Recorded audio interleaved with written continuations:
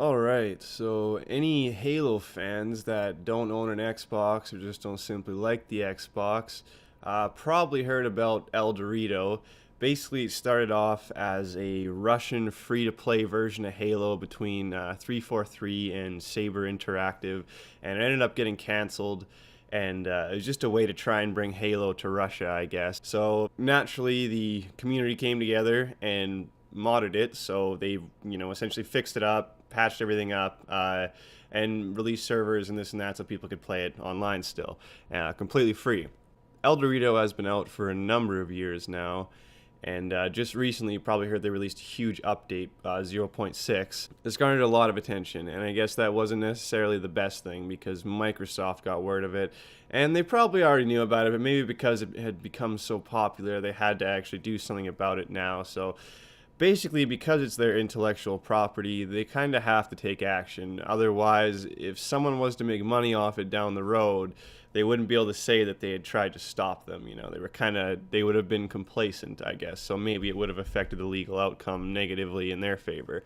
So yeah, I mean, Microsoft isn't being completely ridiculous. They, say they kind of want to have an open discussion between the Eldewrito team. They're obviously the guys who made it are, put in a lot of work, and it's really sad that they just released this huge update after so many years and so much work, and now just canceled like that. Microsoft could probably learn a thing or two about this. Clearly there's a huge hunger for Halo on PC.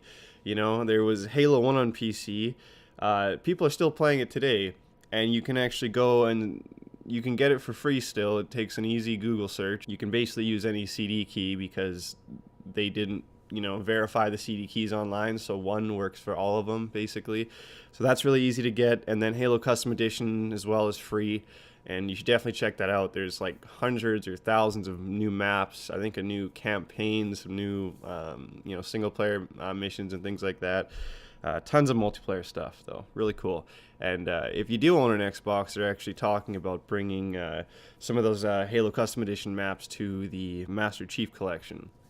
Another cool thing. So, as well, fans of Halo, like myself, since you can no longer play Halo 3, Halo 2 is also available online, I just discovered. I don't know if you remember Halo 2 Vista. Wasn't really that successful because they released it only for Vista at the time, so it kind of screwed itself there, but naturally the servers got canceled by Microsoft a few years ago, and of course the community once again came together and figured out a way to bring that back and make it all work. So you can go download that. It's called Project Cartographer. Once again, completely free way to play Halo 2 online. Pretty much works flawlessly. I just tried it last night, so it's something you should check out. Now, I know you can still play Halo 5 Forge online free on the PC, but no one really likes Halo 5 except a few odd people. Generally, it seems like most of the fan base says Halo 3 is their favorite game. Me personally, I like number 2 the best and number 1 the second. It's probably just how I grew up with it. I think it really just has to do with the age, really, because I know people that tend to be a few years younger than myself tend to like Halo 3 a lot. Seems to be the general consensus, but Halo 2 is huge for me. Like Halo 1 was amazing because it was just so ahead of its time, and it still holds up well to this day. Like I can still go play Halo 1 and it's good. It's really not dated like most of these games. It really is what made the Xbox anything. Without the Halo, Xbox, who knows what it would have been. But Halo 2 is huge because that was like, I got an Xbox and Xbox Live just for Halo 2. Xbox Live, like, just come out, and Xbox Live wasn't really much before Halo 2. I think it had come out a little bit prior to that, and there was a few games that had it, and but really Halo 2 and Xbox Live are the big things that built each other up. Correct me if I'm wrong, but Halo 2, it created the friends list online. Like soon after that, Xbox copied them and made a friends list, and I honestly found it was never as good as Halo's. They had proximity chat. They had a lot of features, and that game was actually amazing because the whole thing was made in like 6 months.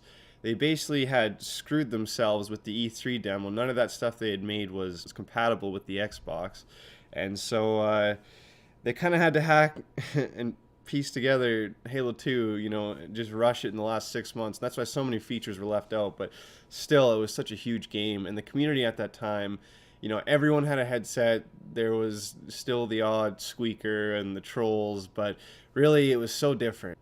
Halo 2 was the only time I actually met people that I would have considered friends online at that time. No other game that I've played since then has had a community like that in my personal experience. You know, everyone had a headset, everyone, it was just normal people. There wasn't, people nowadays are crazy online. And nowadays you play online and so many people don't have headsets.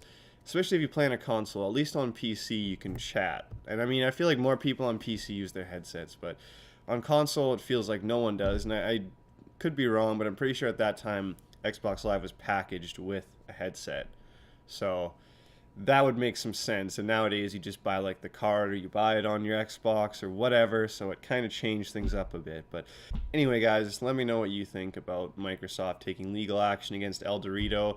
And if you tried out Halo Custom Edition or the Halo 2 Vista Project Cartographer, let me know what you think about those. Thank you.